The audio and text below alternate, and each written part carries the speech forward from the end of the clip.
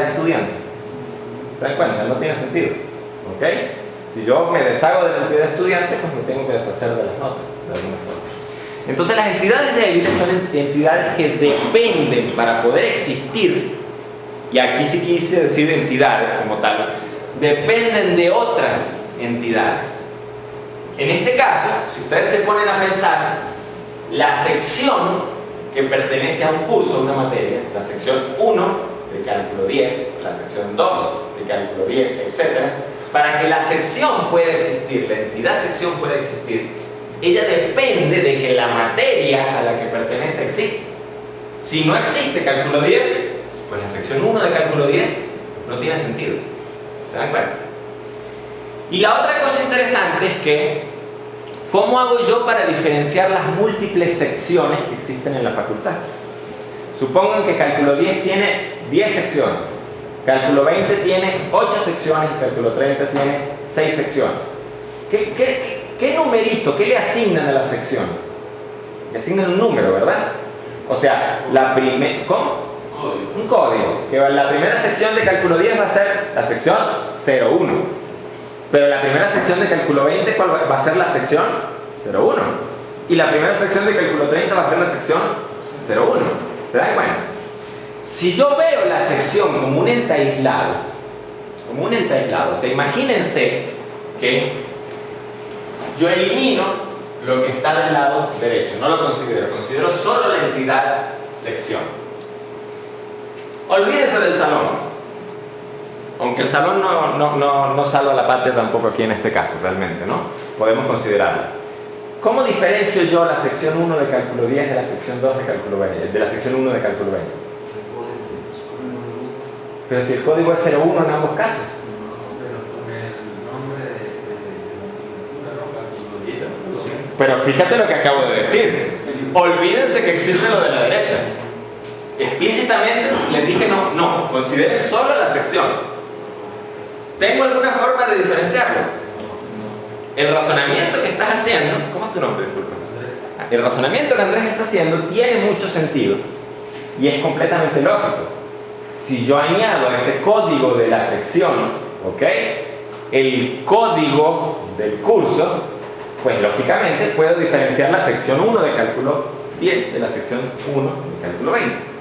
Entonces se dan cuenta que existe una relación de dependencia. O sea, para yo poder representar una sección, necesito a juro y porque sí la materia, el curso.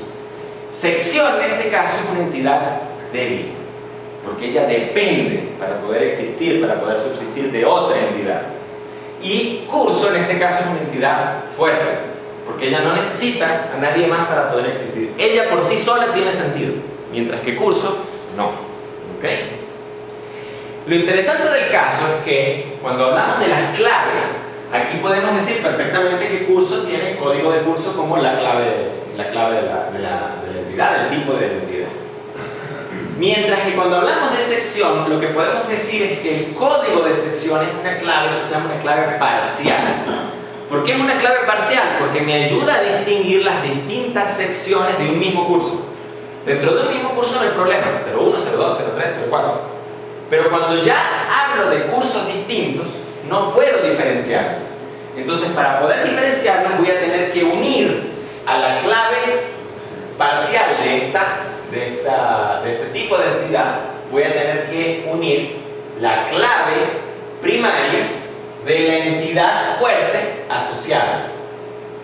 Y es exactamente lo que Andrés, ¿verdad? Yo soy malo con los nombres, me van a tener que disculpar. Lo que Andrés ha dicho, o sea, necesito el código del curso para poder diferenciarlos. Bien, necesito el código del curso. ¿Qué otra cosa interesante se puede decir aquí? Fíjense la notación. La notación es un rombo y un vínculo con doble línea. ¿Ok? Noten que esto es el de dependencia total. Os estoy diciendo, para yo tener una sección, a juro necesito tener de aquel lado un curso. ¿Ok? Es una relación de dependencia. Cuando lleguemos a UML se van a dar cuenta que eso se representa con composiciones, con agregaciones, etc. ¿Qué otro detalle interesante hay al respecto? Eso es todo, básicamente. No sé si tienen alguna pregunta en este sentido. Yo puedo tener toda una cadena de entidades débiles, ¿no? Eso es importante decirlo. O sea, yo puedo decir perfectamente que la sección tiene asociada otra entidad más allá, a la izquierda, que también es una entidad débil. Entonces, en ese caso, la clave de esa entidad débil sería la clave parcial de ella, de la entidad X que acabamos de añadir de aquel lado, más la clave parcial de la entidad débil a la cual está asociada, más la clave parcial de la entidad fuerte. ¿Okay? O sea, puedo poner todas las entidades débiles una al lado de la otra que yo quiera vinculadas, pero tengo que considerar que la clave parcial de la última, la clave de la última entidad débil que tenga de aquel lado va a tener que ser la suma de todas las claves hasta llegar a la entidad fuerte. Ahora, ojo, el error que tiende a cometer la gente, y esto lo quiero decir desde ya de entrada en el examen. El examen que yo hago de esto es muy sencillo y vamos a hacer ejercicios de ese tipo al respecto. De hecho, los ejercicios han salido de examen en el semestre pasado, ¿no? De los semestres anteriores. Yo planteo un problema. Yo les digo, ¿saben qué? Hay un tipo que tiene una librería que necesita llevar los registros de esto y aquello, y entonces empiezo a echar el cuento. Y el trabajo de ustedes, la misión a lo largo de ese examen es desarrollar el modelo de datos en entidad-relación, en UML de ese problema. ¿Bien? La gente cree o tiene la costumbre de pensar que yo agarro y me fumo el problema, disculpan la palabra, pensando en términos de que ese modelo resultante tiene que tener de todo. Y sí, ojo, el modelo resultante tiende a estar bastante bien balanceado. Pero créanme, no necesariamente pienso en que tienen que usar aquí, justo en este lugar, una entidad débil o una entidad fuerte, sino el problema está mal. ¿Vale? O sea, tengan eso en mente. ¿Por qué lo digo? Porque muchas veces personas que yo sé que tienen buenas habilidades modelando, como están buscándole la quinta pata al gato, ¿okay? Hacen unos disparates bien interesantes. Entonces, cuidado con eso, por favor. Otro concepto que uno puede manejar es el de vínculos enarios o ternarios. Yo voy a echar el cuento, pero antes de echar el cuento voy a poner una advertencia. Por favor, no los usen. Si están usando un vínculo enario o un vínculo ternario, están haciendo algo mal. Están pensando el problema de la forma errónea. Normalmente. Eso se les puedo asegurar en el 99.9% de los casos. ¿Ok? Entonces, por favor, tengan esa advertencia en mente. Y ya van a ver por qué. Y cuando veamos UML vamos a entender algunas alternativas quizás. Fíjense en este caso. En este caso estoy diciendo que un cliente, esto se lee así, un cliente tiene muchas cuentas en una sucursal. ¿Ok? Ahora, yo lo podría leer de otra manera. Yo podría decir, una cuenta corriente pertenece a un cliente en una sucursal. A ver, una sucursal, fíjense, esta es bastante ilógica. Una sucursal tiene muchas cuentas de un cliente. O sea, ¿se dan cuenta que darle la vuelta a esto y empezar a encontrarle sentido, ¿ok? Es difícil, es complicado. Realmente la notación no especifica muy claramente de qué manera tenemos que leer eso en particular. UML lo resuelve de una forma muy simpática, que solventa el problema en el 99% de los casos y es muy clara de leer. Cuando lleguemos allí lo vamos a entender. Además de que cuando lleguemos a la parte de normalización y dependencias funcionales, que es cuando formalmente analizamos un modelo de datos, con elementos matemáticos inclusive, se van a dar cuenta de que esto trae potenciales anomalías que queremos en efecto evitar. Entonces esa es la razón de ser de alguna manera de no utilizar los vínculos ternarios o los vínculos enarios. Pero en general, la notación lo que nos dice es que ese vínculo, ese cuenta cliente, ¿ok? Lo que está haciendo es asociándome ya no dos entidades o tipos de entidades como antes, sino asociando tres o más tipos de entidades. ¿Okay? De nuevo les digo, no los usen y mucho menos vengan con un vínculo enario de 5 entidades asociadas. Eso simple y llanamente no tiene sentido. ¿Ok? No sé si hay preguntas hasta aquí, hasta este punto. Acuérdense que pueden detener la presentación en cualquier momento y hacer una pregunta, ¿eh? Profe, Dime. pero se supone que usted dijo que la regla es que se debe leer de izquierda a derecha, ¿no? Sí, pero créeme que cuando tienes un diagrama complejo, No, izquierda a derecha. esa izquierda-derecha muchas veces es difícil de mantener. O sea, el punto es que, en mi experiencia personal, los vínculos enarios dependen, la interpretación del vínculo exacta depende mucho del criterio del diseñador, del tipo que puso el vínculo. Entonces tú realmente lo que quieres es que la notación hable por sí sola. Si el vínculo, la interpretación depende del criterio del tipo que puso el vínculo, cada vez que veas ese vínculo vas a tener que ir a preguntarle ¿cómo era a qué te referías exactamente? ¿Ok? Entonces se complican las cosas. Les soy sincero, quizás se le puede encontrar la lógica pensándolo un poquitito, ¿no?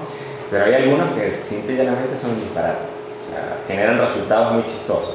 Es que como profe, yo creo que por lo menos con ponerle un tipo de entidad arriba, por ejemplo, ya ahí confunde de una vez. Sí, uno no sabe en qué sentido leerlo. Sí, exactamente. Entonces, de nuevo, son confusos y nos vamos a dar cuenta cuando veamos el modelo relacional y la normalización que generan problemas de base en los modelos de datos que hay que tratar de evitar, ¿no? En ese sentido. Entonces, mosca con eso, por favor. Consejo: entiendan que existen, sepan que existen, por favor, eviten evitarlos, eviten usarlos. ¿Okay? Bien, aquí tenemos un pequeño ejemplo del asunto, ¿no? O sea, fíjense, arriba tenemos un huerto, ¿ya? Entonces imagínense que yo quiero llevar un huerto de frutales y quiero llevar un control de todos los árboles que tengo en el huerto. Entonces, claro, o sea, esos árboles realmente se cuidan mucho, se asegura que el mantenimiento sea correcto, que el abono que tienen sea correcto, en fin, ¿no? Entonces yo tengo que tener un registro de cada árbol en el huerto. Ahora, imagínense que yo estoy manejando múltiples huertos. Así que yo no solo tengo que saber los árboles que tengo en esta parcela, sino que tengo que saber los árboles que tengo en aquella y en esta otra, y etc. Y imagínense que yo puedo codificar de alguna manera, ¿ok? En este caso estoy utilizando fila-columna, pero no tiene por qué ser eso. Puedo codificar la ubicación en los huertos de dónde deberían ir sembrados o dónde están sembrados los árboles. Entonces yo puedo decir, ¿cómo se lee este modelo? Puedo decir, bueno, un árbol tiene código, tiene especie, y está en un huerto y en una determinada ubicación del huerto. Ahí estoy utilizando un vínculo ternario adrede para mostrarles cuál es la alternativa, de alguna forma. Un huerto tiene muchos árboles en una ubicación particular. Una ubicación tiene, fíjense que aquí empieza la locura, una ubicación tiene muchos árboles en un huerto. Eso no tiene sentido. Hasta ahora las otras dos anteriores tienen sentido, pero una ubicación, un sitio físico, tiene muchos árboles, no, ya va. Eso no puede ser, así de simple. Entonces, ahí tienes un ejemplo de un vínculo ternario que, si lo lees de las dos maneras que lo acabamos de leer, tiene sentido. Si lo lees así, no tiene sentido. ¿Okay? No tiene sentido, todas dos. El huerto tiene muchas ubicaciones. En este caso yo estoy planteando que la ubicación es una entidad débil, porque sin el huerto la ubicación no existe, no tiene sentido. Y yo puedo tener en múltiples huertos, si se ponen a pensar, la misma fila y la misma columna. Así que para poder diferenciar dos ubicaciones que tienen la misma fila y la misma columna en huertos distintos,